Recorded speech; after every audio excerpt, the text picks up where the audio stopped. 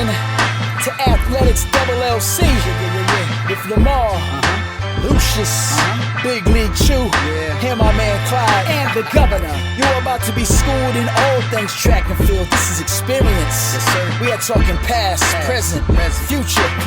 Y'all listen up. Let's go. All right, Chew Elizabeth.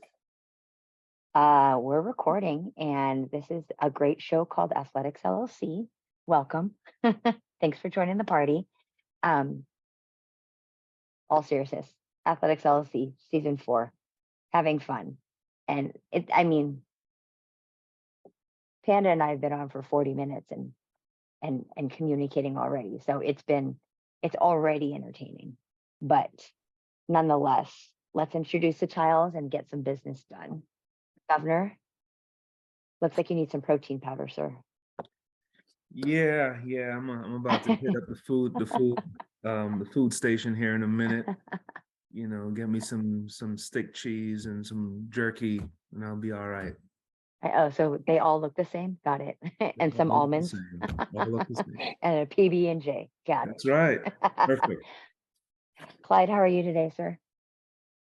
Oh, conducting exit meetings most of the day for those whose seasons have been ending is always an interesting process, but I'm glad to end the day with y'all. Why'd you open up your response like Barry White, though? You sounded real.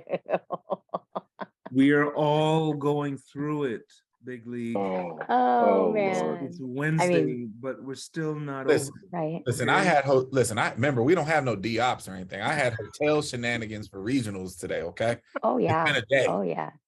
Oh, I've ignored my email. No guns for Jaw. How are you today, sir? Oh, Jesus. I know. I couldn't even say it. My stomach just turned when I said that out loud. Oh, I'm really good. It's been a day and a half, but I'm happy to be standing. So let's get after it. Sir Lucius, how are you today, sir? Little congested. I'm not sure exactly why, but I'm good. Maybe I I'm a little think I tired have a from few reasons why you congested, bro. right? From the shenanigans of the weekend. Maybe I don't know, but yeah, I mean, a little congested. My gosh. It's like duct tape for you. We just need a little bit of duct tape. Just get you There through. you go. Thank you, Chew. I appreciate that. Yes, keep it together. Well, last but definitely never least, we had to bring him back another time because it'd been a whole year. There was interesting conversations going on, so we had to make him have an appearance. John Drummond, aka Panda. He will be Panda for the rest of the evening. Welcome, sir. Welcome. Well, I'm glad to be here. Thanks for inviting me. Of course. Love it. Well, let's just jump right in. I don't know if we're jumping into a pool, the ocean, a lake, a man-made lake at this point, because there is so much, just so much. Like, I want to ask a question. Was this the best collegiate track and field weekend ever? Where do you start? I think the answer is yes, as a blanket broad stroke over the country. I mean, usually I'm not the one that takes notes, but I had to. So I got just off rip. We got collegiate records in the men's triple jump, women's long jump, men's 4x1, women's 4x1, men's 4x4, women's 400 twice. We also had 1991 legal 70 meters in the discus, 40. Let's see, what do I have? 48. Yeah, it's like we could see it as well, didn't he? I know. No, I'm trying. I know. 48-23 in the men's 400 hurdles by a decathlete, 2 meters 30 in the high jump, 587 in the pole vault, 85-89 in the decathlon, 2206 and 1086 with a 1070 something windy. Decent. That was pretty. It was a 2209, I thought. Yes. 22-0. What do you call it? 22-0 stupid? That's Yeah, there you go. Yeah. yeah. Well, you know what? it was an incredible weekend. Since I missed one. 44-23.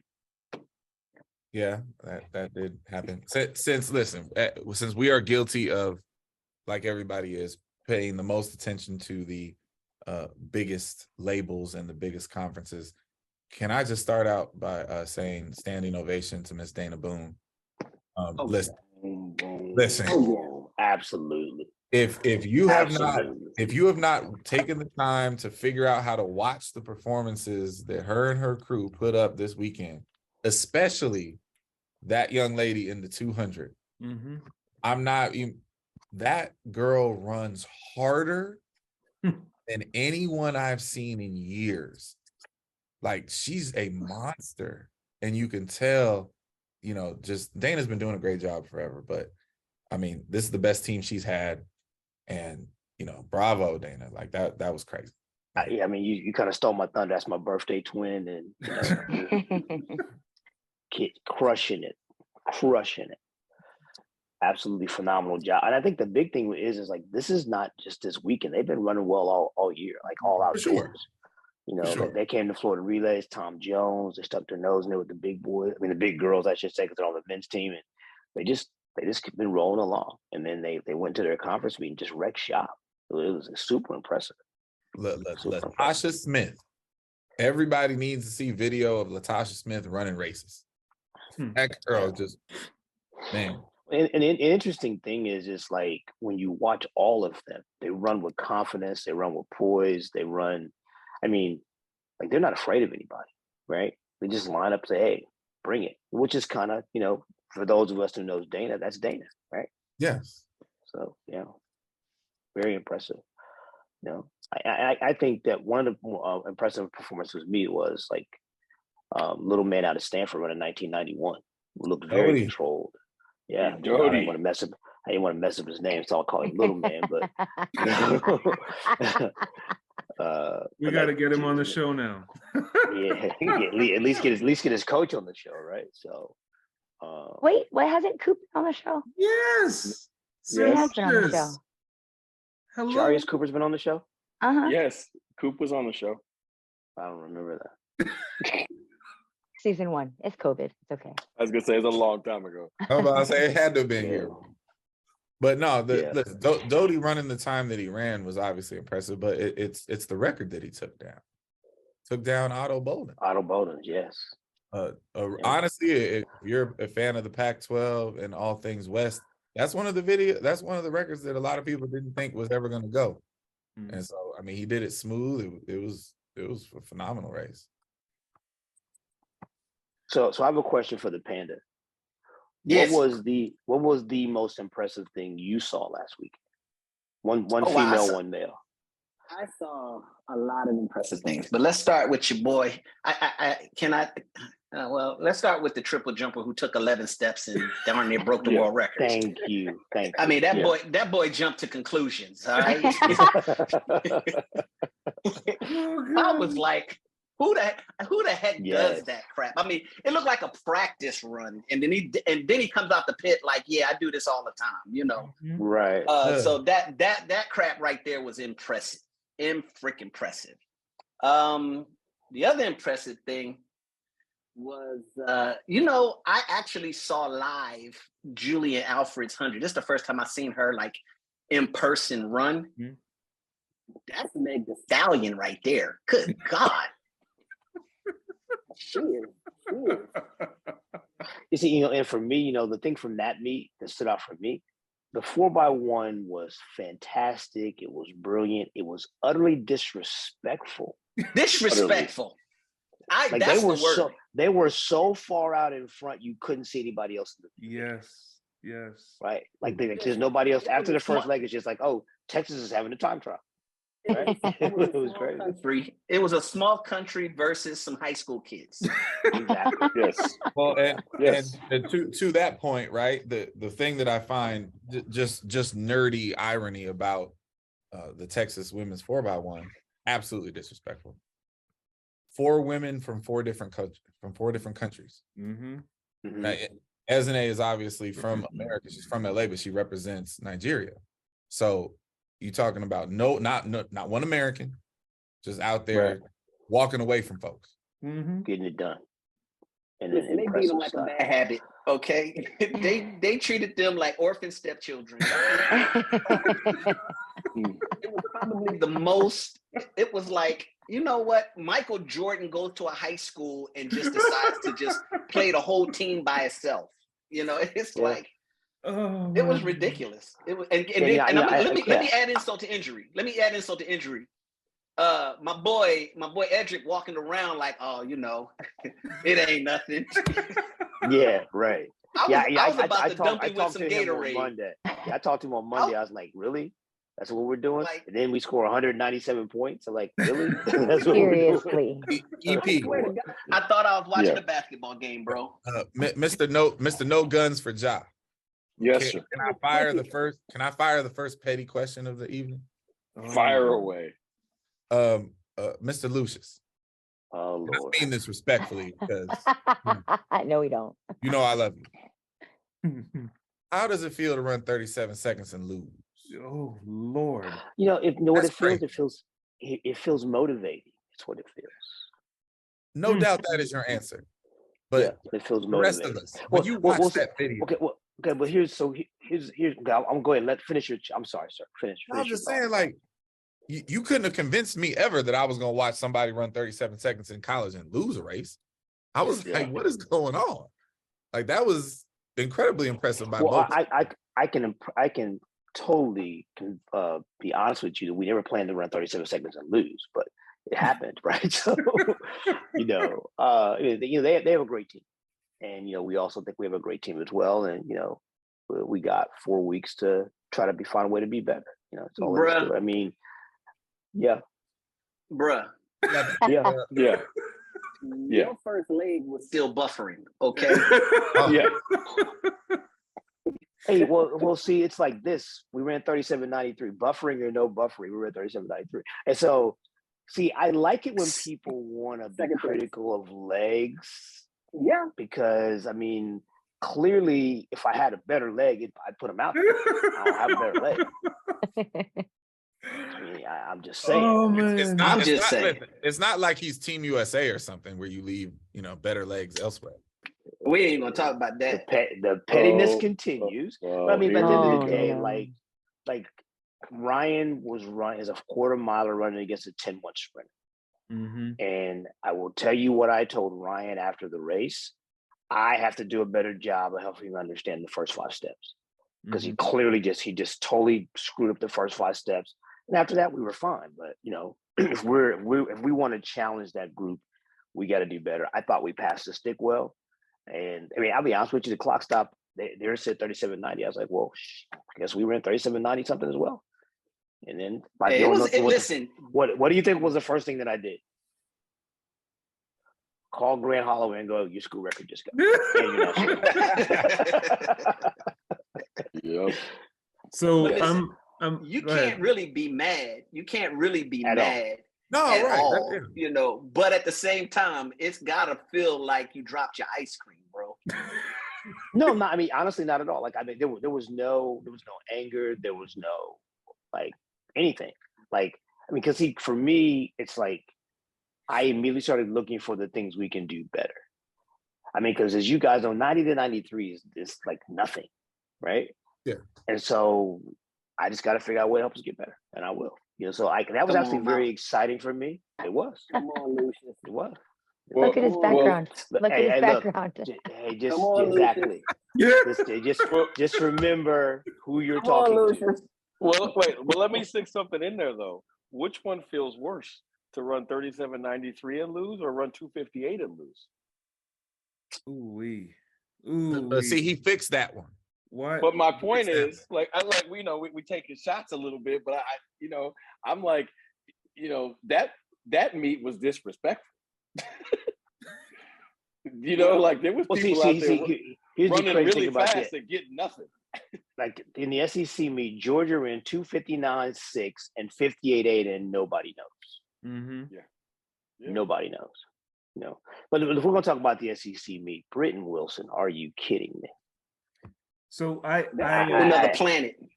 Exactly. Yeah. I mean, come on. And She's it's on the another ease in planet. what she does it too. Yes. Go ahead, Governor. I'm sorry. no, I was gonna say, so we're standing there at our conference meet, and of course we're scrolling through. There's a little bit of a delay breaking things, and I just had to speak up, and I was like, look, we can all aspire for the six-figure jobs, for the $1 million budgets, flying private, the bus rides, all of that, right? I said, but how many of us can say, well, how many of us are willing to walk up to a young lady and tell her, hey, great job running 2268 in your heat. You get second, you get lane 2, right? How many of us? Welcome to my world. we're just pounding on Sir Lucius tonight. I mean, sure. I'm taking body shots. When the heat sheet came out, I called him. When the heat sheet came out, I called him. I was like, so this is what we're doing now? we're running collegiate record holders with the no time in lane 8 in the last heat? Like, that's what we're doing? I'm trying to put myself in Sir Lucius's seat, and I'm just going, my goodness, like 37.93, and you got second. Hey, good job, fellas. Great job. Sir Lucius feels like Tina Turner in the back of the limo with Ike Turner. Oh my God. Oh my God. Hey, and remember how that story turned out. That's all I gotta say about that. Oh, Lordy. Let's just I gotta remember get him in early. I gotta get him in early because I got some good comebacks, man. I got some good because Tina got out that limo. She got out that limo, and she walked did. across that highway to that hotel. Exactly. Look That's here. right. On the Britton Wilson issue, for different reasons, us in the non-first world, I spent a lot. Here we go. Listen, I spent a lot of my day feverishly waiting for the declared list to come out so I could start counting down my 48 and making sure we in or out, right? But one of the things that I was very happy to see is that, and not surprised, is that Britton Wilson's name with the A next to her name in the open 400. She is going to pursue this legal. And because the 400 is first, I'm gonna go ahead and say it. She could break the American record. Okay. What is the American record? 48-2. 48 what? I think it's 48-2 or something like that. Yeah, something like that. No, It's not that fast. I don't think it's that fast. Come on, hey, give yourself a Panda, sir. No. Yeah, no, he definitely gets a Panda for that. No. Choose gonna look it up for us. See. That's what if the governor doesn't beat you to it, because the governor is looking. You got me. You got us, Clyde. Dang it. 4870. 48-7. 48-7. Yeah. She can Okay. break You're only a half a second off. No big deal. I'm just a half second. It was 48 something. She can break that. Well, I put it like this. I will tell you. I'm sorry. It will depend on her race management skills, Mm-hmm. because she runs hard every time. Yes. I believe that if she didn't run 40, because she ran 53.2 or 53.3 on Thursday, and then she ran 49.4 on Friday, right? Now she runs 54 and runs 50 point. I think she might have ran sub 49 on Saturday anyway. So I just think it comes on if she's going to come out there on Wednesday and go pound both the races. Then I don't think she'll run 48 seconds. But if she manages the races and like we like to talk about, learns how to play in the rounds, then I think you might see that 48 second run on Saturday evening in Austin. Man. It's time. I'll tell you that much. So here's a question: Is Arkansas mad at me for telling the whole world their secret about Aiden Owens?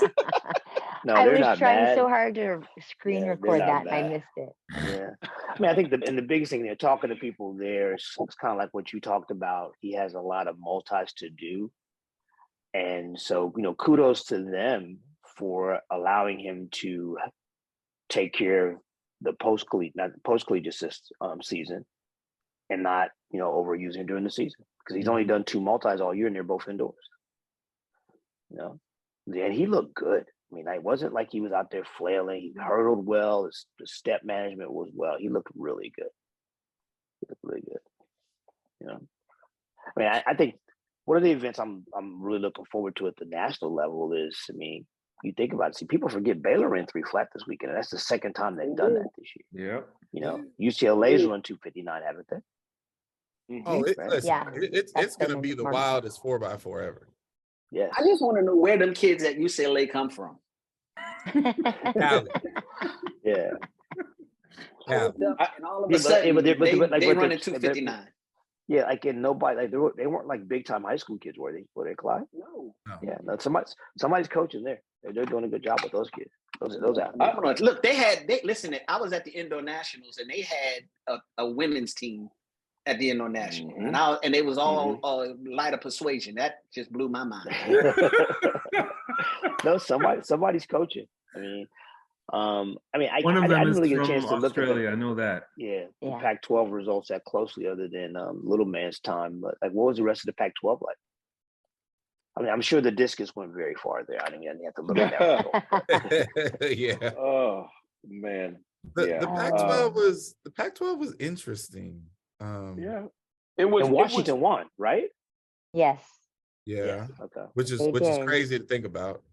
By Who won the point, women's? Who won the women's meet? I want to say USC, but am I making that up? I was gonna say I thought it was USC, but I don't really remember.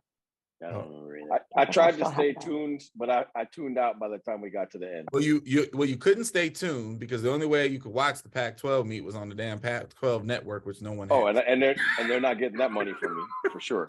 No, no. Understand? I tried to find a way to give them the money because I wanted to watch it. You couldn't do it. Like, you can't just pay for it. It's crazy. I just know this: there are 44-second quarter milers everywhere now.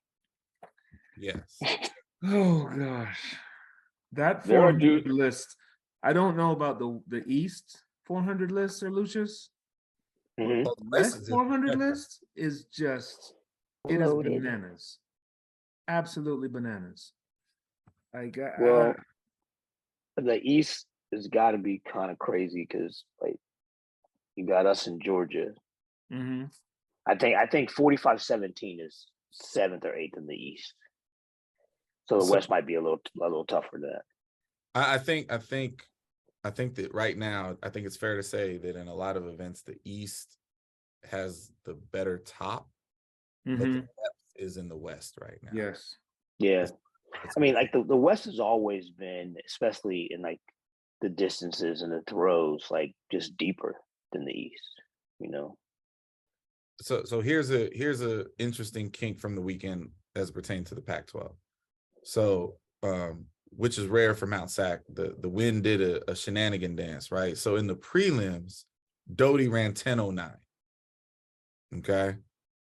And in the other prelim, Mr. Williams ran 10:1. But in the final, Mr. Williams beat Doty and they both ran 10:22 and 10:23, but it was into a negative 1.1. Yeah, into a 1-1. So, clearly that was a hell of a race. It's just the Wind screwed up the time. I'm sorry, Oregon won the women's competition. That's what I thought. Okay. Yeah. 1991 for the Wind, 2015 for second, 2044, 2047 were the top 4. Yeah, to answer your question, Governor, the West 12th placer is 45-25. The 45, 45-25, and the East is 45-60 in the 400. Okay. So that's kind of crazy, yeah. Yowzers. Hell, 45-0 got you 3rd place in the Pac-12. Well, 44. See, that's why I don't run the 400. That's why I didn't run the 400. 44-58 was 3rd in the SEC meet. 44-71 was 4th. Yeah.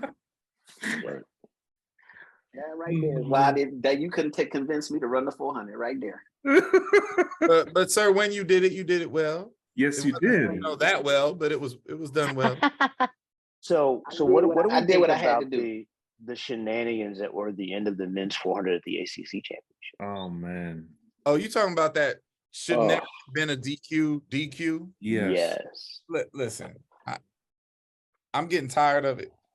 Like we're just leaning in to trophy culture and as Puffy would put it, bitch assness. Like it just, he didn't even do anything. No. That was not taunting. They DQ'd both of them, didn't they? Wait, what? They did? There were 2 guys DQ'd in that race. Go They look at the DQ'd results. the second place guy? I believe so. If it wasn't him, then somebody else got DQ'd. Here's the better question: who protested? Yeah, that is the better question. Call it out like that. Don't blame them kids. Somebody protested. So who the heck was the one who protested? That's the one that need to get water bombed to their car. Okay. but Jade, it could have been that they legitimately flagged them in real time and then the protest was not upheld. Okay. Because that's possible. But I don't know. I mean, I think especially with social media and the fact that track and field needs all the help that it can get. Mm-hmm. I didn't see no infraction. I didn't see no foul. I saw just regular old track and field, finish the race, we beat y'all. Mm-hmm. Let me say this clear. Because we're all gonna be in Austin watching the final show. I just watched 2 teams run 37 seconds and somebody won and somebody lost. If you run 37 seconds, you short of putting your hands on somebody, you can say whatever the hell you want. You can look at anybody there you want. I'm not worried. Here's what to me, Clyde, to me, it was like the type of race that deserved to have some trash talk because your boy came from behind. Yeah. Absolutely. He had at least 6-7 meters between them. No, and that's what I'm saying. In the 4x4, both at Texas Relays and now at the SEC Championships, the 2 collegiate records that were set this year, the winning teams came from behind to do it, which is exciting. And short of whatever Lucius's rules are, if Ryan Willie want to say whatever he want to say, I'm fine with it. He can say whatever he wants. No. Yeah. Now, Ryan, don't say whatever you want to say. He may not be able to on his team, but he shouldn't be flagged by the officials for whatever he says. So there was no contact in that situation. No. And it was just it's just part of the competition. I mean, unless the guy was cursing him out or something, which it didn't appear that he was. Right. So the championship wasn't the balance based on that race. Yeah. If those guys don't get lost DQ'd, by 7.5. Yeah. VTEX win. But see, here's the thing: there was a Clemson guy DQ'd as well. Yes, I'm not sure if it was a second place guy. Yeah. But if it was a second place guy, so Clemson gains. They beat him by how many points? 7.5. The Clemson guys got Clemson would gain 7 points by putting their guy back in, but VTech gains 10. Right. Wow. It shouldn't have been a DQ. Now it shouldn't have been a DQ. If you JD, if you've seen the dual meet results from 2 weeks prior between USC and UCLA, where the UCLA runner was talking trash on the second leg and his team subsequently lost the race, DQ that guy. Yeah. That you get DQ'd for. But this, no chance. Panda, if these folks had to deal with the Southwest Conference like we did, oh my gosh! They had no idea. Oh, come on now! Every other week. We'd have never made it to the NCAA championships. As long as you don't touch somebody, as long as there's not a physical incident. Right. See, there are teams that got into it though. I don't know about Panda, but boy, my goodness, we witnessed some. So I have a question for you. What pandas are you handing out this week from the weekend, sir? Ooh, or are you handing out? I didn't study as I normally do. I just kind of was a parent this week and was enjoying track meets. But of course, let me give out some kudos though, because I want to know who the heck was your third leg on your 4x4 mouse, Sir Lucius, and who was that anchor who just brought all the funk. I mean, that boy ate up that daggone anchor like he was ordering a 3-piece from Popeyes with a biscuit. No crumbs. The third leg was Ja'Cory Patterson, who split 43.9, and the anchor leg was Ryan Willie, who split 43.3. See, here's the interesting twist to that. Who has 243 in freaking college? Please, somebody tell me. Listen, he got 3 of them. He just didn't need. He got 3 of them. Oh my God. I was sitting there like, this is, man, you talk about disrespectful. That was disrespectful. You had Alabama thinking the whole race, oh, we got this. And then you chew them up and spit him out like bad chewing gum, okay? The second when it goes bad. You can make the case. You can make the case he got one on the sidelines. Oh man, he ain't pulled out yet.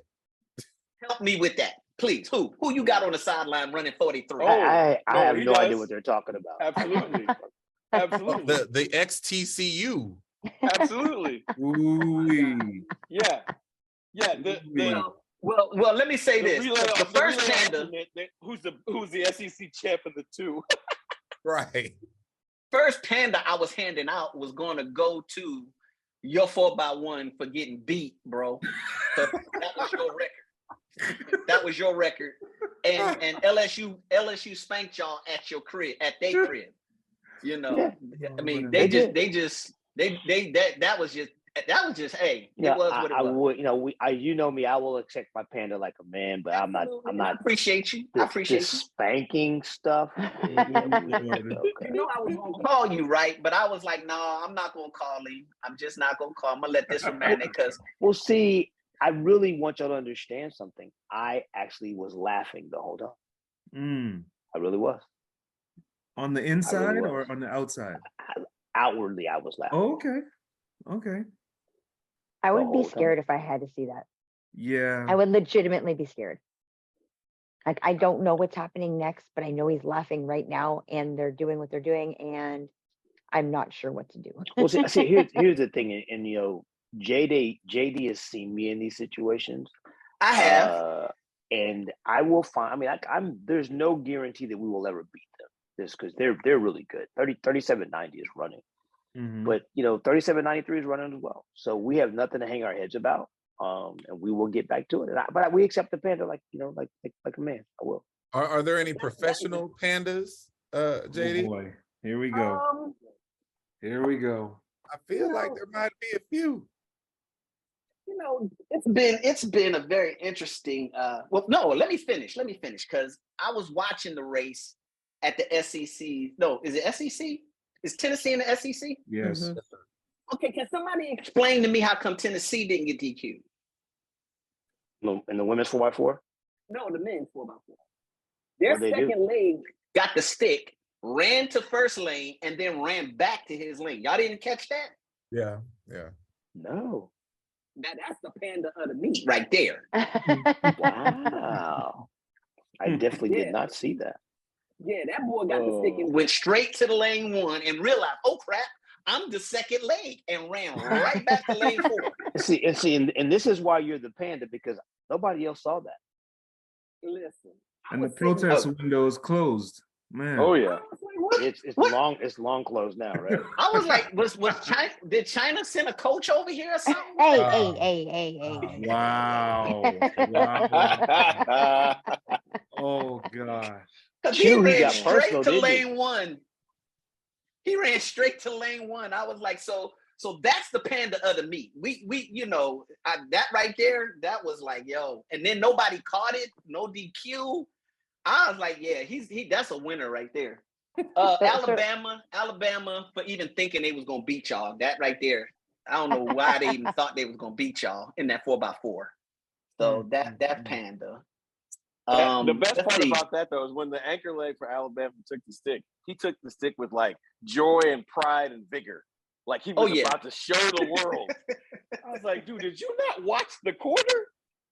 Listen, Listen, I guess he knew something we all didn't know.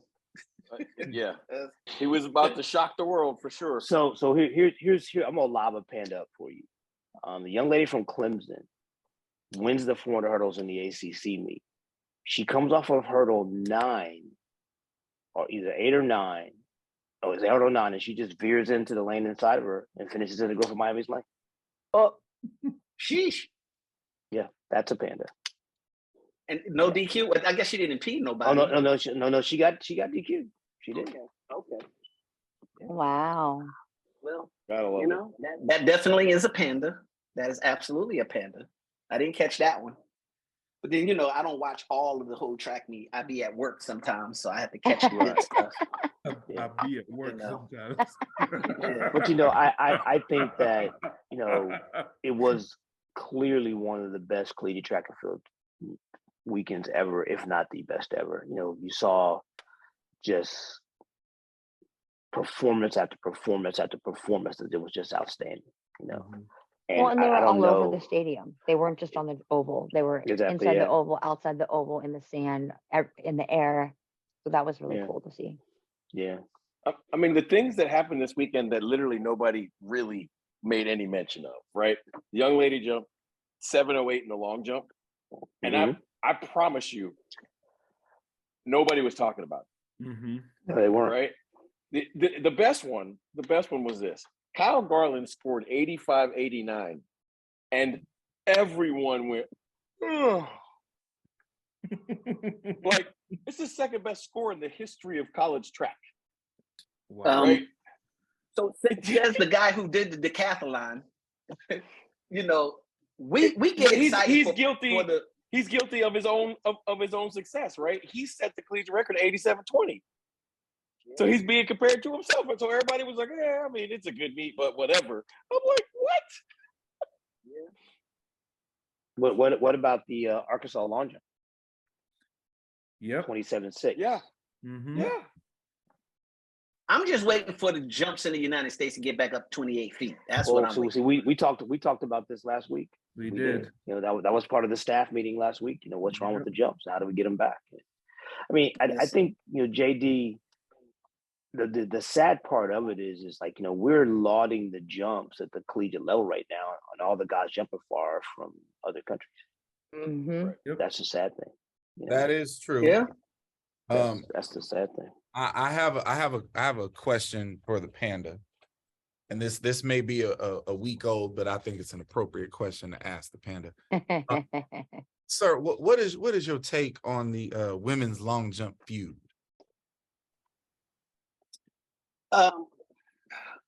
Who's feuding? See, exactly. Touché. We can stop right there. Exactly. There's no feud. Oh, there is no a feud. There is a feud. There is no feud. You Dude. don't, a feud has to be between two people. There is no feud. Trust me. This is what I see. It's called propaganda. Yeah. You got somebody out there creating scenarios to create hype, but the people who are competing have to be engaged. I see one side engagement. I don't see the other side engagement. And so therefore, to me, I don't see the hype yet. If it was a situation like Jacobs and Curly, see, that's a feud. That's a battle that everybody's waiting for now. You got the world champion, the Olympic champion. The world champion gets the world champion calls out the Olympic champion, or vice versa, and he claps back. See, that is a feud. That is a attention grabber. That is something I'm paying attention to. But when you got somebody creating a hype and then another person says, "Oh yeah, well I'll buy your ticket," okay, I'm waiting for a clap back. Give me a clap back. Well, see, the person that created the hype is the same person that said, "I'll buy the ticket." So yeah, my clap back would have been, "Buy the ticket, then B. You know, I'm ready. Let's go." Now, see, that's the reason I asked the Panda that, because he gave the perfect answer that I assumed that he would. So then I want to know, does Miss Davis get a Panda for posting the video of her world lead when the official was clearly blocking the wind gauge in a meet where all the jumps were windy but hers? I I think the official get the panda for standing in front of the freaking wind gauge. That's who gets the freaking panda. Okay. So I want to say this. So we were at practice, or practice or on day one of the HEP when we were at Big 12s. And I'm walking towards the long jump pit and I see the wind gauge. So I stood in front of it and I watched the propeller go, and I was like, Mm-hmm. It works now. so this is a thing. Mm-hmm. This is a thing. Oh, it works. Ask Ivan Pedrosa. Right. Right. It works. I had to see it for myself and I was like, oh, got it. Got it. Well, look, I see. since nobody want to address the elephant in the room, Shasha dropped 2209 with her hands in the air, slowing down about 100 meters to go. And I need to know what Clyde got to say about it. Me? Clyde. You wonder what Calling I you have out. to say about it? Yes, Clyde. I'm asking you, what do you have to say about that 2207 I will or say- 2209 or whatever, 2202? I will say that what I said about her 100 the week before. I'm here for the version of Miss Richardson that shows up without the antics, handles business, and wins world-class races. I'm here for that. The 100 was phenomenal to see. I'm with all of that. The 200, on the other hand, I don't know. It felt Mm-hmm. Mm-hmm. Now, can I jump in there? no, because I'm the EP wants me to lean into this, and Because you JD, lean into it with everybody else. Okay, JD, it felt Lean into it, baby. Give it to me. it felt very Kelly Whitish. Oh my God. All right, well, here, this is what I'm gonna say. I'm gonna take the first half of your commentary and say that's what I was waiting for. The girl needed to make some adjustment, and I ain't talking about her weave, okay? Mhm. Oh And my God. so she did just that. She went in, somebody had a good talking to her, and she realized that as famous and as popular as she is, because she is track and field per capita right now. Yes. She is the attention grabber. No matter win or lose, she is that one. So we got to give respect where respect is due. But the enthusiasts, the track people, want to see the performance with the performance. When it And matters. I think When it matters. Yeah. absolutely when it matters, and she still has to Right. prove that. You know, I'm gonna give her kudos because she was my one in college that nobody was really checking for, and then all of a sudden she broke out and became that one. So I'm rocking with her, and I haven't dropped her. I will, you know me, 8 to 80, blind, crippled, or crazy. If you can't walk, I'll drag you. So you got to still perform. And but I will say that what I am happy about, I won't say impressed because I'm not impressed by much, but what I am happy with is I'm seeing an athlete that looks like they've been taking it serious.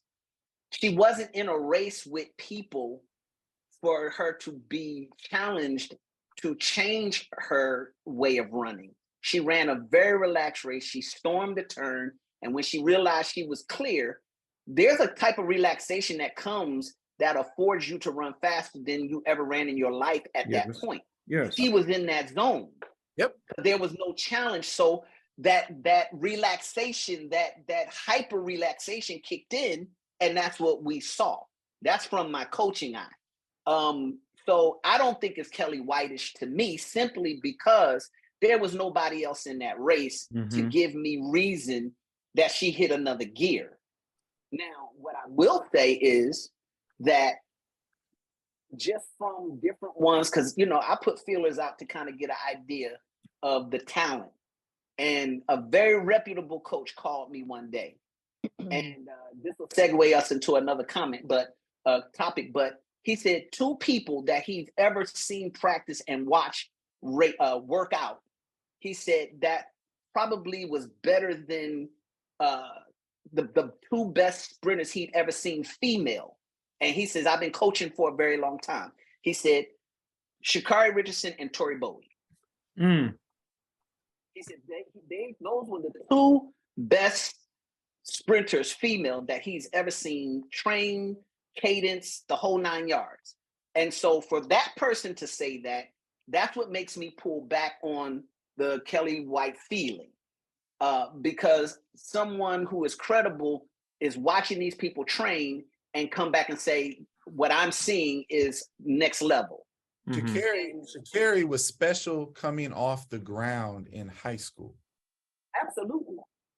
And she's always been. So if she's gonna focus and handle business and keep it about business, we're all here for that. Oh yeah. And okay. Americans need it. Let's be real. Absolutely. We definitely do. We absolutely do.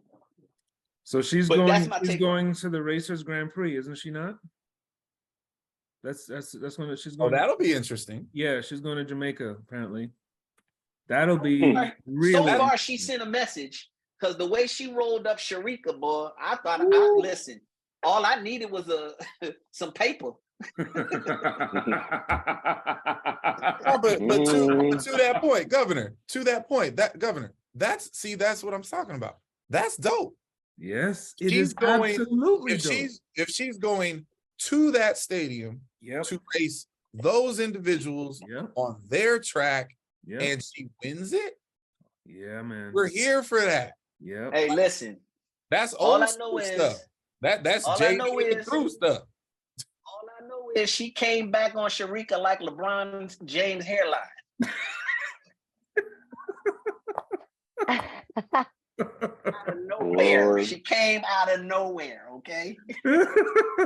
Stop Wait, it. before we get way off topic, I have a panda that I would like to throw, and I don't know all of the details, so y'all can paint the picture. If it is true that the powers that be have allowed Bobby Kersee to get so mad that he pulled his crew from the LA Grand Prix, the panda goes to whoever the meet director is. I don't even want to know what it's about. The meet director. Just fix it. Huh? Bobby wasn't the meet director? Apparently, because he just canceled the meet. I think it's Capriati. Okay. Well, Panda gets the cap then. Cap gets the Panda. First of all, let's just call it what it is. Everybody ought to know by now. You know, if you don't know by now, you will never know Bobby Kersee. All right. You need to be as straight as you got to be as straight as a pencil dealing with him, okay? Because he is no nonsense. He say what he say. He mean what he say. He tell you up front, tell me what it is. Then I can go back and get it done. If you skipped a page in that conversation, Bobby's out. He's out. Now, crazy as he is, he's fair. You know what I'm saying? So they had to really breach something for him to be like, nah, I'm out of here. Yeah. So fix it. Because you can't have that. Okay, but to JD's point, when Bobby's out, he's out. Ain't no fixing that. Yeah. Well then He's not coming back in. Panda of the Ain't season. no fixing that. Panda of the season. Yeah. Speaking of that, somebody just commented, I saw it earlier. They were very upset that Sydney got Athlete of the Year, having only run 4 races. and Panda, you can verify this, okay? Said that, they get the Panda. This girl ran 4 races and broke the world how record in all many 4. times? How many times over how many years did we see Carl Lewis do the exact same thing? Show up. Can I just say this?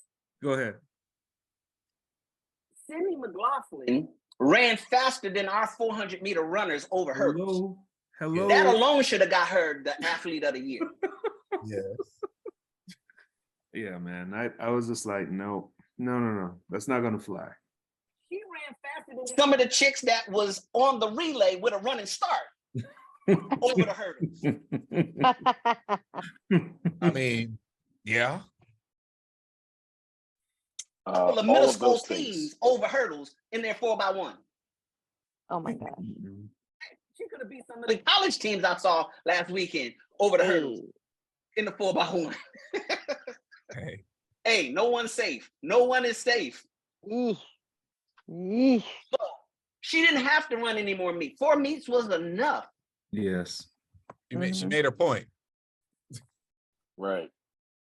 I'm gonna go break the world record in the USA Championship. Then I'm gonna go to the Olympics and break it again. Then I'm gonna go to the World Championships and break it again.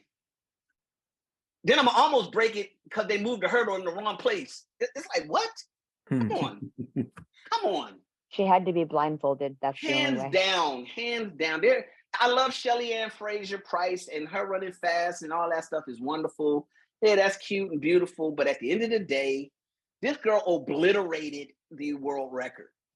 50.6 or something like that. 85. Whatever. It's still fast. It's all of it's too fast for sure. It's still fast.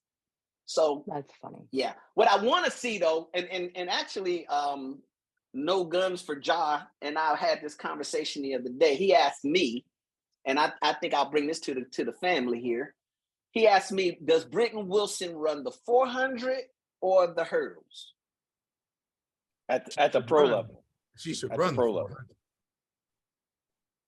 Who said that? Clyde. Say that again, Clyde. She should run the 400 at the pro level. Boom. There you go. See, now I understand why people would stay away from the 400 hurdles if Sydney McLaughlin is running the 400 hurdles. But since we know Sydney is coming up to that 400, there's a whole lot of things that's going to be happening this year. Yes.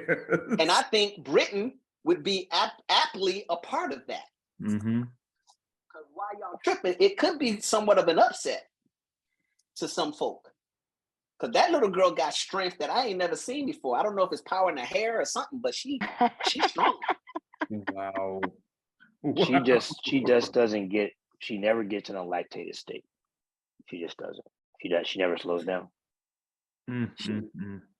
Well, I heard she you only know, like 2.5 feet tall. Yeah, no, she's little. she's She's small. pocket. She's She's small. pocket. On that same Like 2 feet, 3 feet. on that same, thought process, I said it in real time when it happened, and I'm not being a hater. Listen, if you run the 400 hurdles 3 times and you run 48:23 and you break Karan Clement's SEC meet record, you should probably run the 400 hurdles and stop doing the other 9 events. What? But that's You're just advising someone away from the deck? Yes. You know how much more money you could make running 47 seconds of the 400 hurdles than being a decathlete? And how And much not- longer? and how much longer your you can career do will it? be? Yes. And that's what Warholm did, right? Yes. Yeah. Warholm used to be a decathlete. And the same thing. What was the sprinter from the Netherlands? Oh yeah. Shippers. Chippers, yes. Chippers, yeah. Oh, yeah. She did the definitely. same thing. All right. Well, Just a little bit. So let's change lanes a little bit. Just as petty. This actually can get even more petty, I think. Because This question is petty by nature. it is, but it's great I'm conversation. proud of it. It is great conversation. Should programs continue to coach athletes once they get in the portal? Why or why not?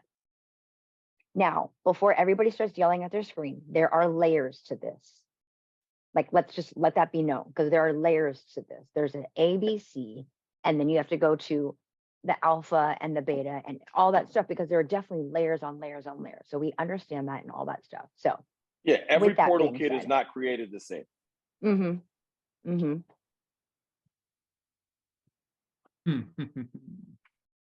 Wait, y'all being ginger? Y'all want to go? I figured we were gonna let our guests go first. Oh, okay. oh, you want me to go first? Yes. Yeah, Listen, this is how I feel about it. that's why. If you on my if you on my team, you are still on my team, and I know you in the portal, I'm gonna train you like I recruited you until you leave, and then I'm gonna go get a kid to whoop your behind. That's really it in a nutshell.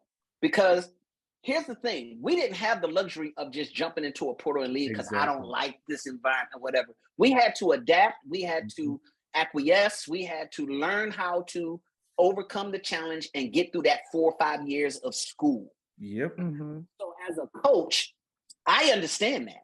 I'm looking at it as this kid has no freaking clue what he's getting himself into. So why would I short myself and give this kid even more to talk about leaving? No, I'm going to treat him like he's the best thing that ever happened since the creation of chocolate chip cookies. So and when he's gone, I'm going to recruit me somebody and put a bullseye on his back. Your job here for the next 3 years is to whoop his butt. That's what I would do. So here's the part, and the part that Big League is touching on is that some programs, coaches, staffs will actually implement a policy whereby as soon as said athlete gets in the portal, they are no longer part of this team. But here's my problem with that. Here's my problem with that. And this is why sometimes I have issues with the NCAA, because they let that type of foolishness go on. These are still kids. Yes, they're young adults and they should be making decisions. But if you know anything about science and the mental psyche, the part of the brain that reason doesn't cut on to the age of 22, 23 years old. So they're making some emotional, family charged, mama, daddy charged, or uncle, auntie charged, or grandmama charged decisions. Or club coach charge. You know, they're making decisions based on the emotion. You don't stop being who you are because they're not understanding. That's my place.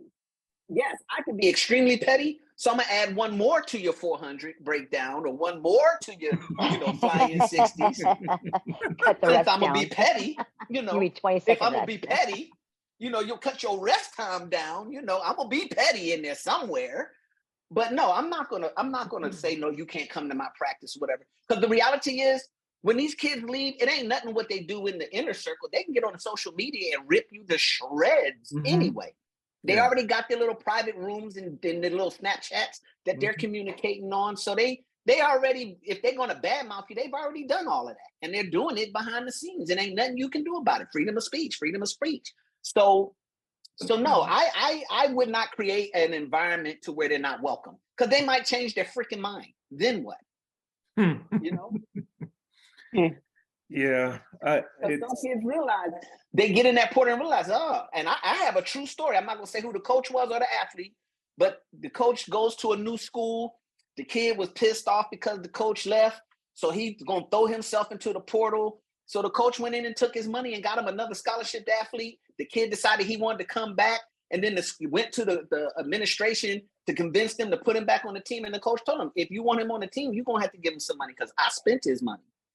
So, the reality is these kids can change their mind. The coach could have been a jerk and all of that stuff. He wasn't. He was like, hey, I would love for you to stay, want to keep you here. I'll make you better, the whole 9 yards. And, he was being emotional. So at the end of the day, no, your job is to teach. Your job is to coach. Whether they like you or want to hear it from you or not, you don't stop being that because somebody made a decision that goes against what you feel or whatever. That's not being petty. That's just downright wrong, in my opinion. That was so sweet of him. It was. Well, it definitely is not about to be kumbaya.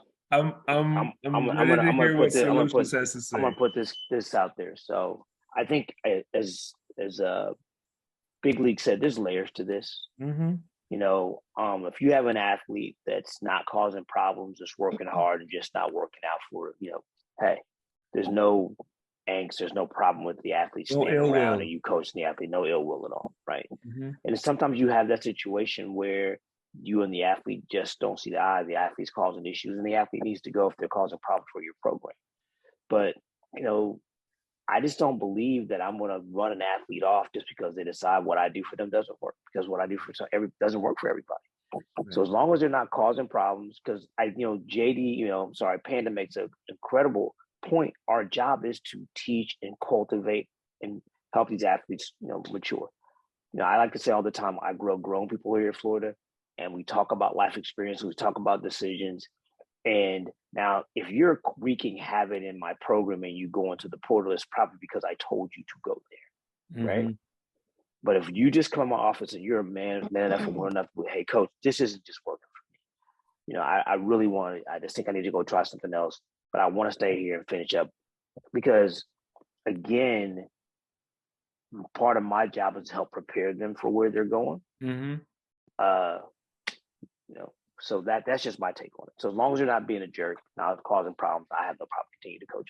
And this is the part that I feel is that the message still is not being conveyed to these young men and women. There seems to be a complete disconnect when it comes to how small the NCAA coaching fraternity and sorority actually is. So anybody, I think as a whole, I think our coaching tree, our coaching family, I think we've all made the adjustment that anything can happen on any given year, any given month, any given window. So we've now moved into this subsection now where we are just as willing to sit and have that conversation in the meeting and say, hey, so tell me how you feel. Like, okay, so this is how you feel. This is not working out. As long as it is civil, okay, then you're now moving on to the next phase and you're saying, hey, so, I mean, what are your thoughts? Well, I was thinking about going to X, Y, and Z. Okay, all right. Well, there is a good chance that if that kid goes about things the right way, the coach could actually help you find that new home. It's the ones that get the really, really bad advice to go in there and try and burn the place down while they're making this decision. And that's the part that, we have no control over that. We have no control over their upbringing, over the people that are giving them advice, whatever.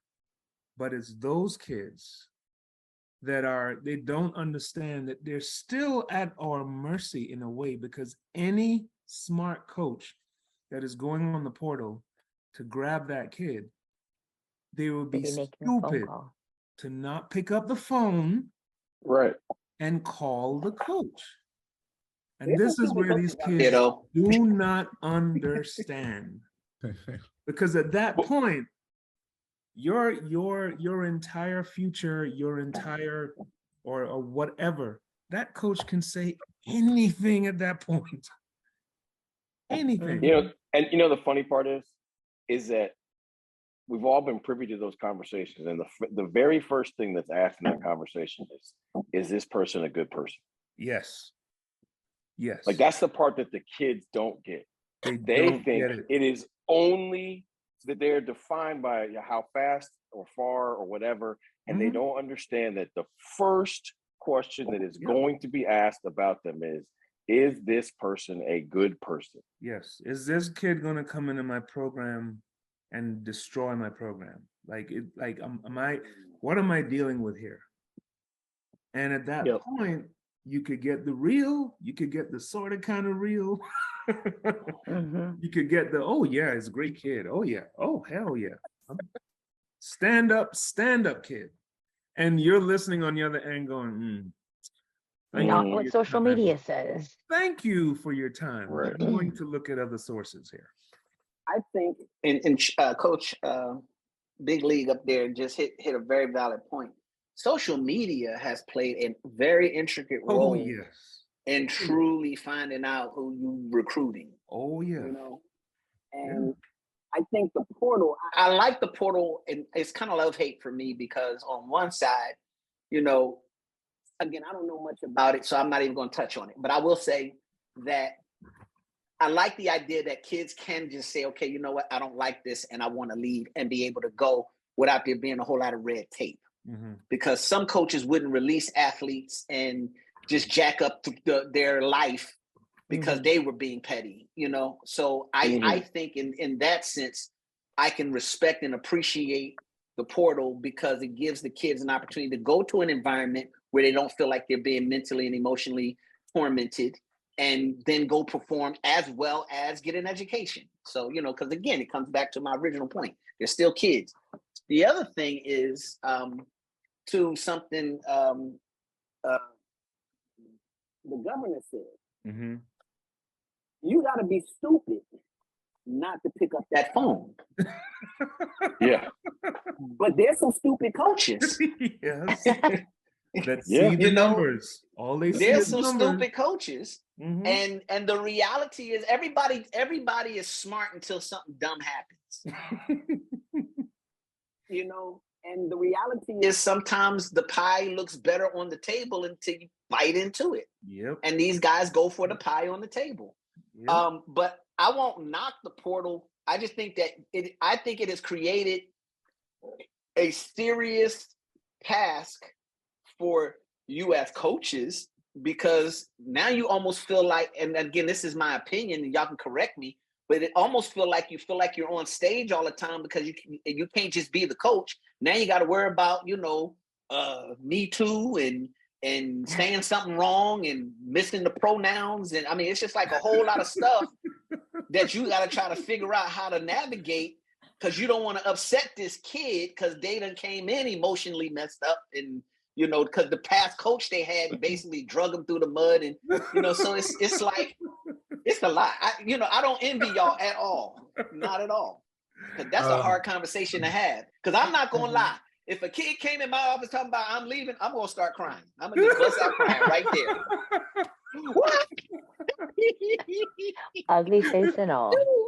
Wow, Oh, that's hilarious.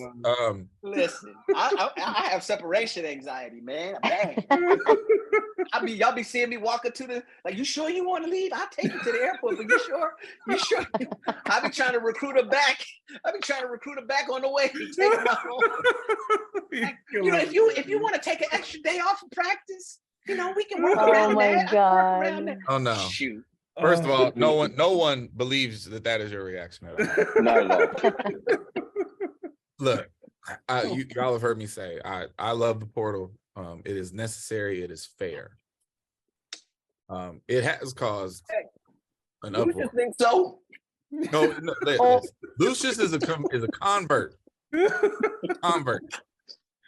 Excuse me. It's anti-portal, and then he said, "You know what? The hell with this. Let's I go." was never anti-portal. I wouldn't go that far, but I mean, I wasn't. Okay, maybe Y'all forget. He wasn't running to the portal. Right. So, Lucius is a chess player. Absolutely, always. And so, for me, you know what? So let me say this, Panda. I don't need you putting my business out in the street, sir. Yeah. Everybody don't know I'm playing chess when they're playing checkers. So you need to cut it out. I got my bad. All right. So the question is, should programs continue to coach kids once they hit the portal? And the answer is maybe. It literally is a situation by situation type of scene. Yep. The portal is, like I said, necessary and fair. And one of the dynamics that I love about the portal is that I get to evaluate that situation necessarily and fairly, because damn it, Marissa Chu might belong in the portal, and I can't wait for her to get in there. And therefore, the minute I see her name there, I'm like, bet, good luck, and we're done. Or, you know, the governor. Put nobody in the portal? No, we Big League. Why is he putting you in the portal? That's what I want. Because Big League is the least potential problem child on this screen, so I was being ironic. Wow. Okay.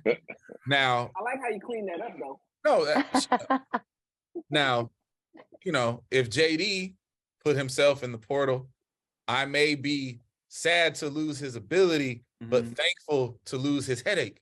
And therefore, I wouldn't necessarily love me, bro. I wouldn't necessarily be worried about that either.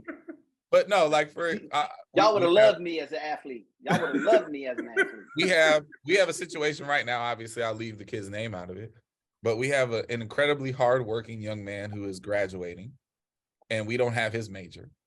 And so he respectfully came to me after indoor and asked about, his options.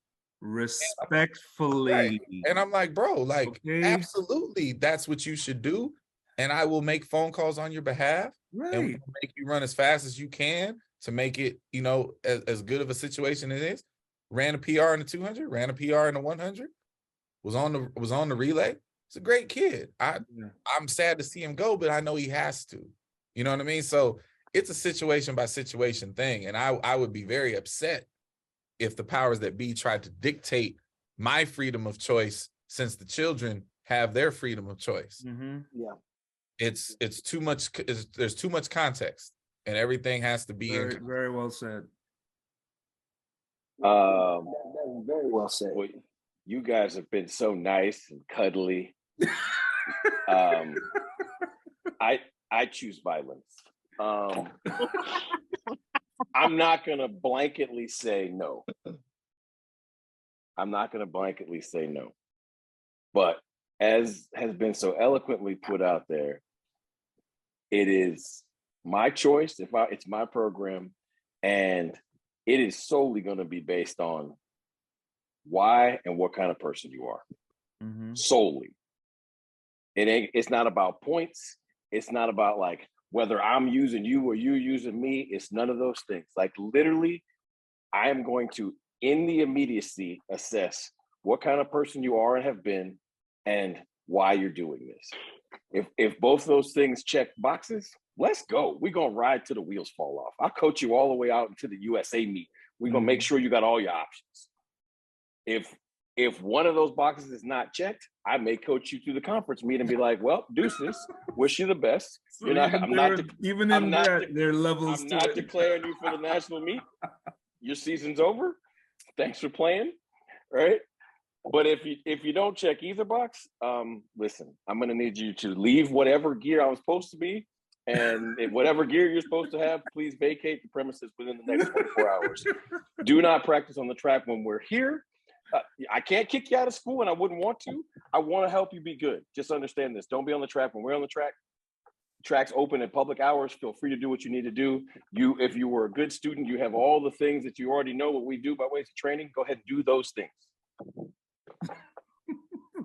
But it's all. But I mean this, and all of you know me well enough to know I am incredible at not making emotional decisions. There is not going to be any emotion in this. It is literally going to be a 2-question, like, what kind of person are you and have you been, and why are you doing this? Right? Like, I'm okay with it, right? But I might not be okay with it. And at the end of the day, it's my decision. And that I'm gonna be like Bobby Kersey in that one.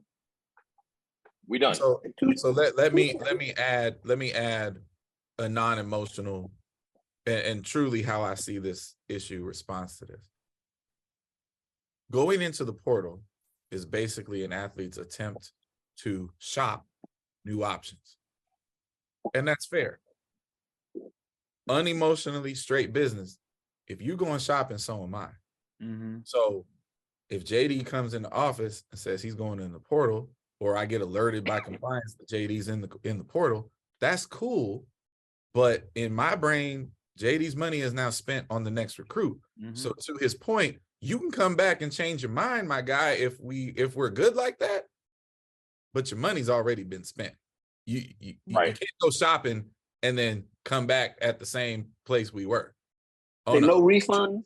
No refund. Today's bring the merchandise is back. not yesterday. But that was the scenario. Price. That's the scenario. Basically, what you just said exactly happened with a friend, coach. And the kid, went in the portal and realized nobody was fishing for him. So he tried to come on back like it was nothing. And my man was like, I spent your money. Yep. As I should, as is my job. Exactly. And so, I mean, in that regards, I mean, again, I'm not an NCAA coach, ain't never been an NCAA coach, probably won't ever be an NCAA coach. So there are nuances and conversations that y'all have with compliance, all that stuff. I haven't had to do none of that. I feel like JD in a chair mic'd up in the NCAA is gold. I think we should Sir Lucius, make it happen. Make it happen. And you told me not to be putting your stuff out there. Are you Don Corleone up there, man? Hey, put him somewhere. Is it Don Lucius? Should we change it from Sir Don? But Sir Lucius, understand. You got to put him somewhere like you know, low level. You can't put him in no cushy situation. he has to grind. That's funny. Listen, I want to interview everybody who get beat. That's who I want to interview. I don't want to talk to the winner. I already know what they're gonna say. The real emotion and the truth is when you took 3rd place or you took 4th place. Those are the true emotions. Them the people I want to talk to. See, right there. Clyde, you served it up on a platter. Like I'm sitting here and I'm just going, I mean, would Sir Lucius make Panda the relay coach? Like, I mean, he did already. Oops, I forgot. Hey, look, all I'm gonna tell you is this: that there was a whole lot less drama when the Panda was in charge of the relay, and I'm gonna leave it right there. Oh man! Wait! No! I love it. That is inaccurate. There wasn't less drama. It just stopped at him. Yes, exactly. He handled. Oh no! There was less drama because it stopped at him. Mm-hmm. Because it doesn't stop at that position. Now the drama continues. Exactly. Sorry, I opened Pandora's box, but it was too easy. It was too simple.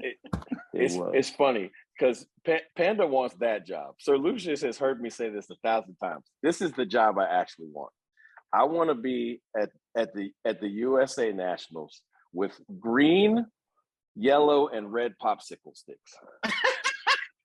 When you cross the finish line or you finish your last event, you come to see me. And I either give you a green popsicle stick where you can continue on in your career and your wonderful endeavors, or I give you a yellow popsicle stick, in which case you now have 2 years. You have been put on notice. You have 2 years to get yourself elevated to green. And then there's the red. And right behind my red popsicle sticks is a little red carpet that heads you off into the sunset. You do your post-career press conference right there. And right after that, we help you off the stage. We help you with resume building. We have job postings that match all of your skills. Because listen, there is nothing worse. And this is why you lobbed this up last week. There's nothing worse than watching people in our wonderful sport keep doing it when they shouldn't. Big league. Like Tom Brady. Please. No, sir. Tom Brady was excellent until the end. Excellent. Anyway, if anybody can work it out where I could be the popsicle stick man, I am sure JD would also like to assist me in that job. Oh man. Really? Just give me the red one. You can hold on to the green and yellows. See, look at that reaction. They wouldn't even make it to the popsicle man. I'd be at the finish line. Come here. You come here. Yeah. Wait a minute. No, y'all think I'm joking. Wait a minute. It's the conference championships have ended, right? The coaching carousel is open. Get JD on the coaching carousel. I feel like JD to Prairie View is a move. Put JD at Prairie View. No. And it's purple. Hoover Wright was the coach there for years. Who's the coach there now? It was Angelo. No one. It's open. It's open. You should apply. No, he should not. True. Big league. I know. I would have to consult with the Don if that would be something advisable. Advisable. Don Lucius. I would have to consult with Don Lucius. My office hours are. Oh my God. We got to change Sir Lucius's lighting, get it a whole lot darker, get him some mahogany furniture in the background. That's called sleep. That's called sleep, Ja. What you see is the sleep monster over in St. Louis. Don Luciano. Yeah. Don Luciano. All right, the wheels have fallen off. So we're gonna give the car one more push. AD's here. What wheels did we have? We're gonna put Panda in the hot seat, and he has to play Would You Rather. So we go around, the tiles are gonna go around and ask you either a would you rather question or just a question off tops. Well, this is too good. Oh, wait, you're not starting off with your usual shenanigans, No. Big League? Nope. Chew Okay. gets one chance to be petty. Go, Chew. Okay. No, not it. I have to think. She said not it. Oh, 'Cause this isn't my mine question. isn't mine isn't a would you rather question. It's just a You question. made me nervous. Other than yourself, who was the most talented athlete that you were around when you were at HSI? Ah. Hands down. Maurice Green. Mo was the kind of dude. First of all, A lot of people try to play him off as not being smart. Mo was a very intelligent dude, okay? And he very streetwise to a degree. And but the one thing I liked about him, and it had nothing to do with the group or us or anything, this was just built into him. He hated to lose. I don't think I ever met anybody who just like hated to lose. We could be playing a board game. Mo would want to keep playing until he won one time. And that one time he won, you'd have thought it was the first time y'all played. That's the stuff you can't teach. and in Right. practice, It was so bad because like John was fixing so much on him. It got to the point where we started moving him out to lane 8 so John wouldn't see him. But this dude, I would tell you, Mo, see, I had got to a point where I was like, I've arrived, so I'm not running in the rain today.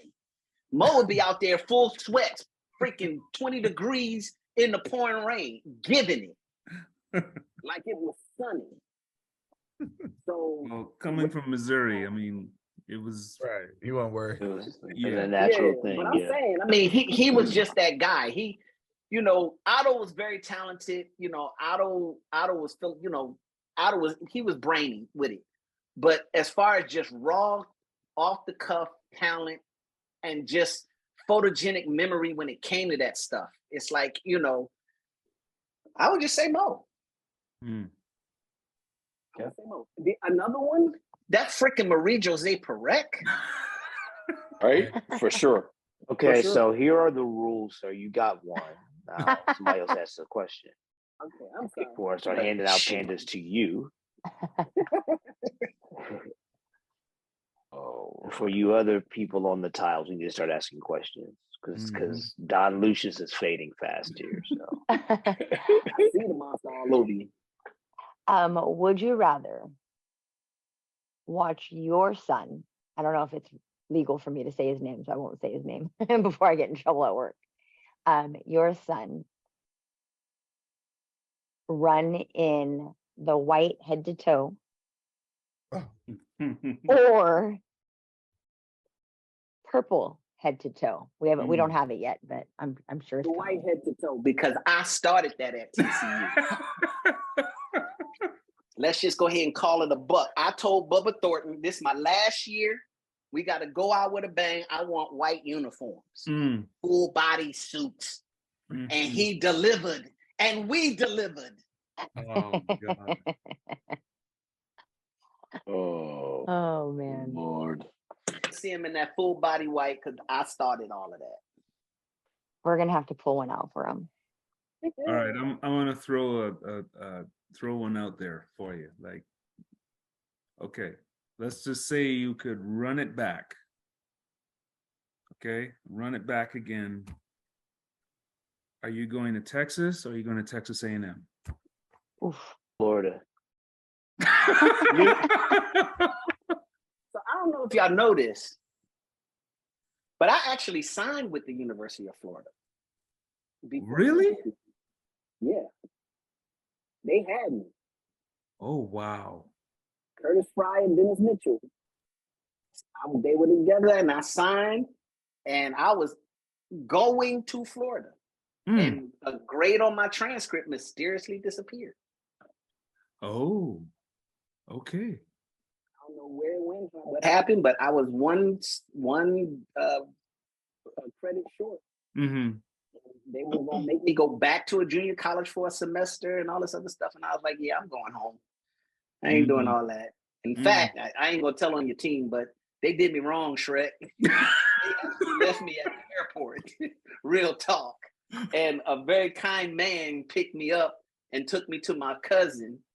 You know, I don't get him in no trouble, but to this day, I hold him tight in my heart because that's what he did for me. But yeah, I want to. Yeah, I would not go to Texas or Texas A&M. Well, I was waiting on that. TCU, okay? You understand? You ain't gonna ever get me in no burnt orange outside of Overbrook. Outside of Overbrook, you ain't getting me in no burnt orange, and I'm certainly not wearing no burgundy. Okay, like who wears burgundy? You know, Texas Christian University, man. Oh my Lord! I knew exactly what I was doing. I ain't going to them schools, man. They both, well, did A&M recruit me? Yeah, Nelson recruited me out of Odessa. Oh, yeah. All right. Lord. Well, I mean, somebody has to ask the obvious question, so it'll be JD likes to give multiple answers, so it'll be a two-parter. What is the current Panda of the year? And what is the Panda of all time since you started the Panda? Panda of all times until further notice is China. I'm sorry. You run out the zone. You turn around. You try to stay in the zone. You go back to the other line, run through there, and still don't pass the stick. Then just give it a stick and just say go. That is Pandalicious. That's pandemonium. That is Panda out of this world. Oh man. Wow. That was rough. That was rough. I mean, and listen, your girl jumping into the pit with the wig falling off. Hey, that's I was gonna say. Star Wars coming over to her, the wig flying off. I mean, we got some pandas out there, you know. But nah, nothing beats China, man. Nothing beats China, man. So not right now. Is there a currently? I'm gonna say there was some early pandas, you know, some competition pandas, but because it's so fresh, your boy running from lane 4 down to lane 1, Tennessee on the 4x4 at the SEC. that's Panda right now. That's the Panda right now. You're gonna have to do something to really top that. I mean, not to say that it's not gonna happen because it never fails, you know. But yeah, your boy. I want to know what he was thinking, and I want to know what coach, because he straight got away with it. None of y'all can go back and look. So I was gonna say, I feel like Sir Lucius is gonna like text or call Coach Ross and be like, "Yo, did you know?" Well, you tell him I said, whatever you teaching them boys, take them back a few pages.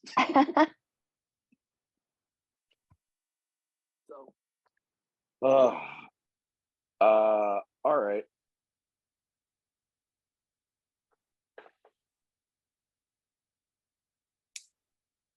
Coaching Tyson Gay. Coaching Maurice Green. Or coaching John Drummond. Which, if you could, which would you do and why? I think with the knowledge I have right now. Exactly. Today. The knowledge I have right now with Coach John Drummond.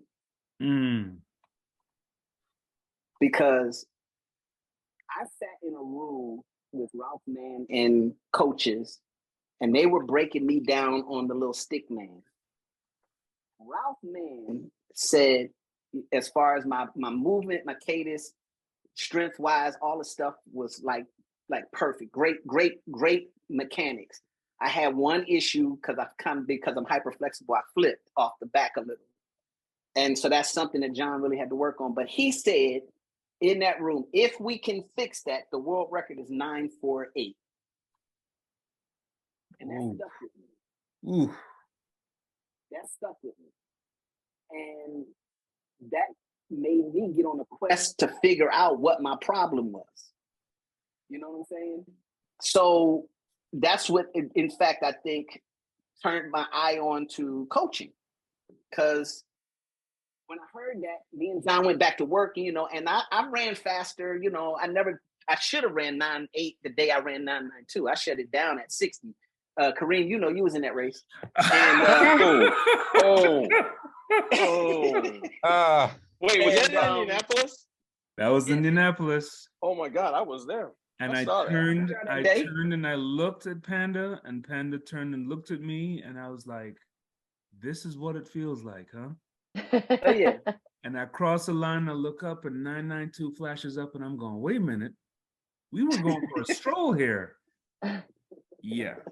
I still haven't thanked you, but thank you, because that was my breakaway dunk in the NBA Finals, Game 7, with the time running out. That's what that was. There you go. So yeah, I would coach me, because the knowledge and information that I know now that I could take to that athlete, we probably would have seen a 948. So now, since I've been anointed as the Don now to serve, so I'm going to pose another question.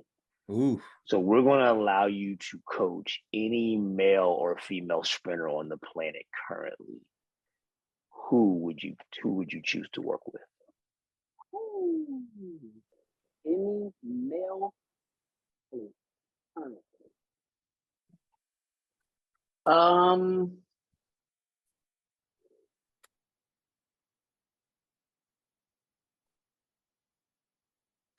Curly.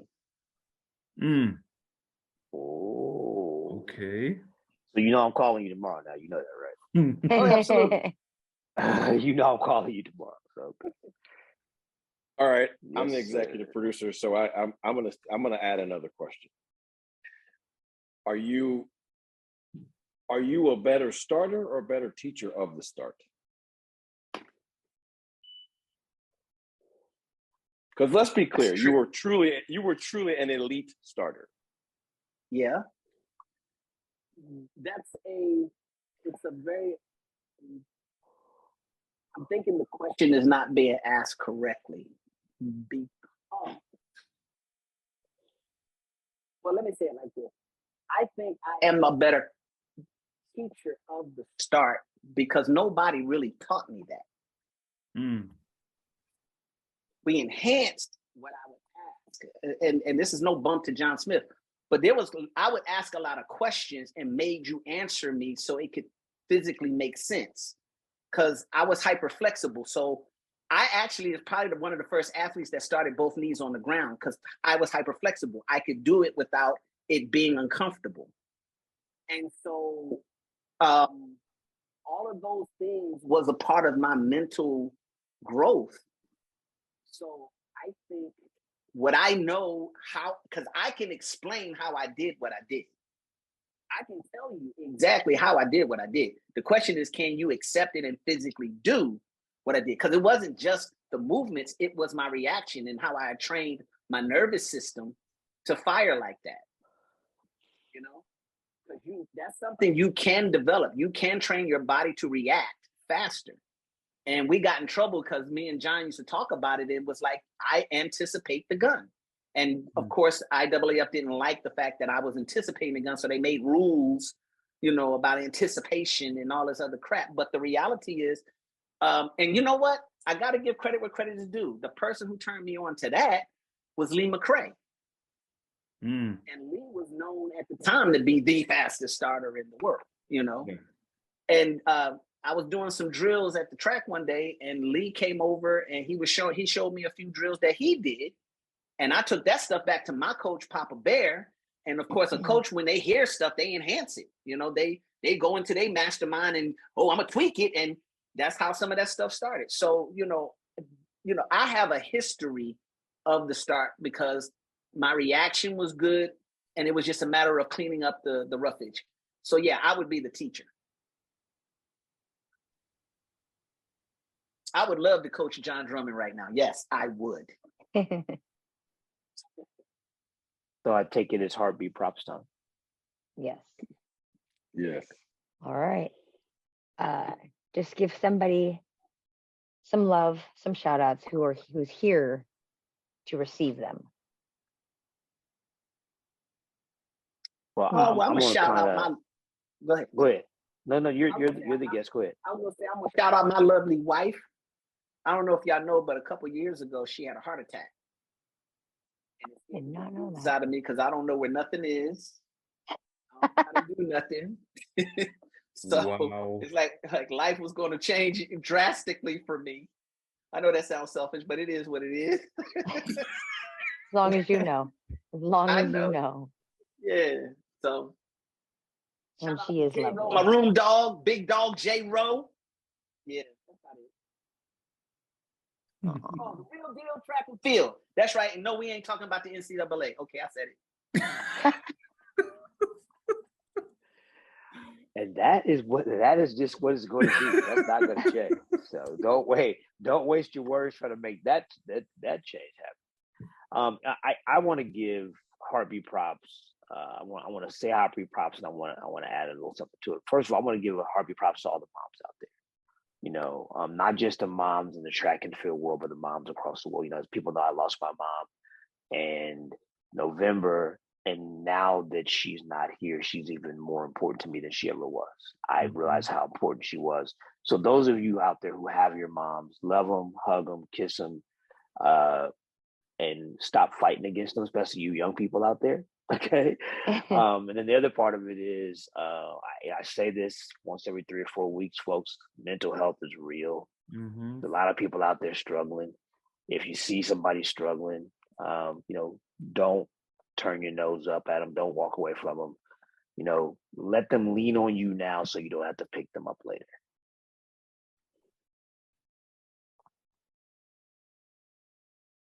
I want to give heartbeat props to specifically my kids, because at this time of year, it's rough. No matter how old they are, how young they are, like, we're just gone a lot, Mm-hmm. a lot. And they don't, I say this time and time again, they're coaches' kids. They don't choose to be that. They're born that way. And so they kind of just go through the roles, the ebbs, the flows, all those things. And so when we as coaches, when we're home, we try to be home, and sometimes that doesn't always happen. But you know, at the end of the day, we love them. We hope that they understand that. We hope that they know that they receive it. But specifically, my son said it tonight to me, and this is what made me think about this was, he goes, I don't think about you missing my events or whatever it is that you miss. You're just not available because I also like to live in the house that we live in. So I said, okay, perspective. I can dig that. But you know, they don't choose their roles in this life right now. So to all the coaches' kids out there, thank you for being tolerant of our career choice. I'd Go like ahead. to send heartbeat props out to the group of kids that, for all intents and purposes, their track career is over. This is the week where the folks that are moving on to the NCAA prelims are licking their wounds, coming off of conference. We're trying to get your bodies right. We're trying to get you ready to go back into battle next week in Sacramento. And then there's a group of kids that, you know, you can tell, but we can see it from a mile away. They're glazed, their eyes are glazed over. The realization is now hitting them that, you know, the years of middle school, high school, club track, college track, it's now At an end. it's done. And we deal with that as coaches every year. It's just part of the nature of the job. But it doesn't make it any easier. It doesn't make it any You know, it's you are excited for them because for the ones that have listened and the ones that have learned, they are going to be successful. There's no question about it. They may not know it, but what they've been through, what they put their bodies through, the mental, everything, they are, you know, the ones that are prepared, right? So, yeah, I wish all of you Godspeed, and can't wait to see, you know, what the future holds. I'll go next, but I will also say, through my whole college coaching career, I never did exit interviews because I couldn't do exactly that. I bet. So I'm way too emotional. So all I said was to anybody who, you know, when as your career was over, right? If you wanted to go to lunch, we could go to lunch. Mm-hmm. So that way it was on you, and you know, we would go and we could talk. But I was not having a parade of kids come in my office one at a time. And I'd be cried out by kid number 3. So like, we're not doing that. Yeah, We're not doing that, right? So, but anyway, my heartbeat props actually go to a really kind of small and elite, in my brain, they're elite to me, group of people. All the people I'm blessed enough to be mentors to. All this season, they have all called me randomly to, you know, brag about things that we had talked about that have helped them, brag about things that, you know, are going really well for them. And, you know, and for some reason, they always want to say thank you to me. And I'm like, listen, I mentor because others mentored me. People have poured into me, so I pour into others. But I am blessed by the fact that you include me in your journey, and you want me to, you want to share your exuberance with me. Just be clear, I'm more excited than you are when you call me. So.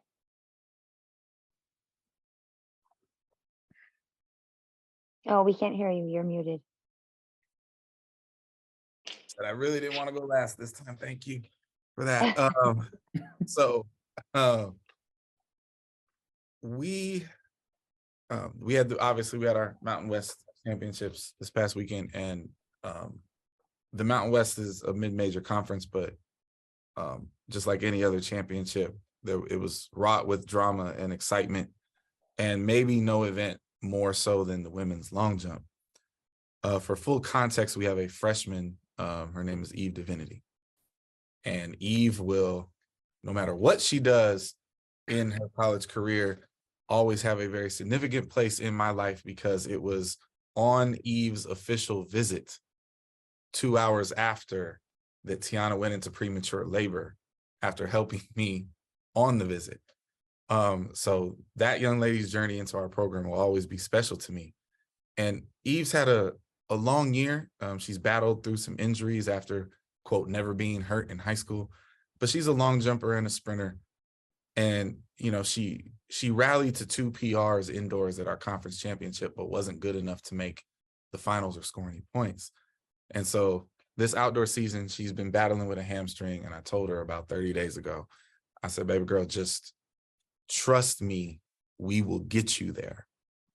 And that's really hard to tell any kid, especially a kid like this who is super smart and thinks about everything and has been struggling.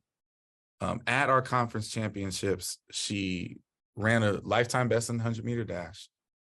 And her PR in the long jump was 5.84. So she hadn't been able to long jump outdoors yet. She came into the conference meet with no jumps. So she was in the unseeded section.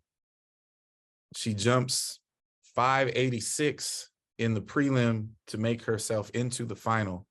And then in the final, on her last jump, jumps 6.23 to propel herself into second place, allowing us to get 18 points in that event. And it was completely emotional pandemonium from the entire team.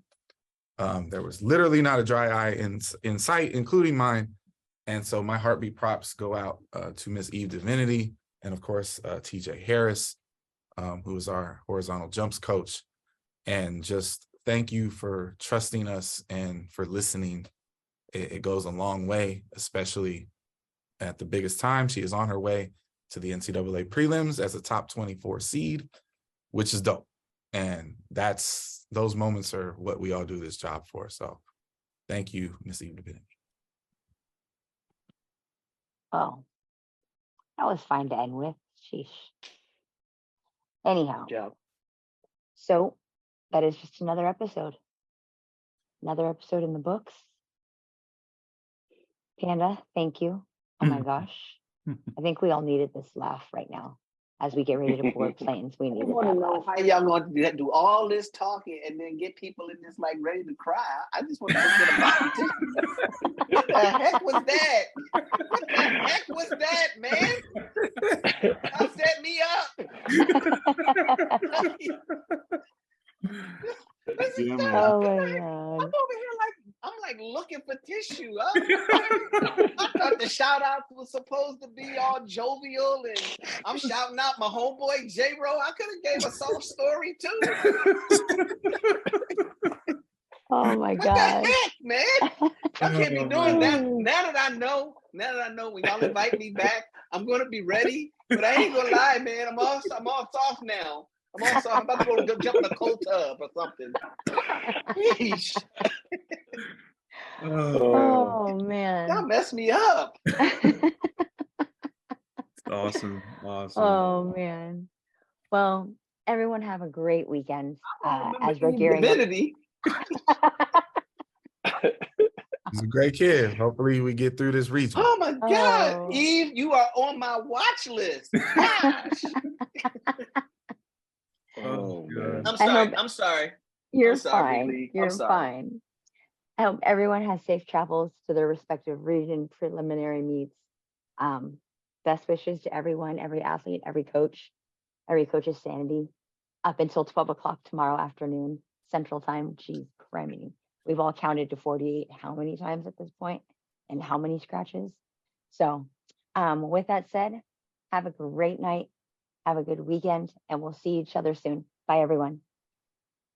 When the lights come on, the roaches get to running. When the lights come on, opponents mess the plumbing. Heard you like it warm, hot, knife the butter. Truth hit them hard, knock them off that rebuttal. Tsunami, tidal wave to your puddle.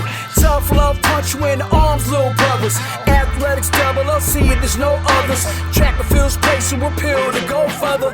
Hey, Wally, Coyote, it's road runners. Feels like you know us, you've been with us the whole summer. If not for this quarantine, these four corners wouldn't be here, but we here, so start learning. You gotta earn your stripes, gotta get your scars. Show you how to fight, but show us who you are. You lack experience, but still you wanna talk. And who is actually talking to you? Circle's kinda small. Heads prevail when the backbone's strong. Gotta keep it coming, no, it won't last long. Pass and fail, then sell the sad song. And if you don't check yourself, then that's wrong. Just trying to give you the real that you asked for. So why you keep cutting us off to ask more? We put it in slow-mo, but you fast forward. Athletics, LLC, the task force.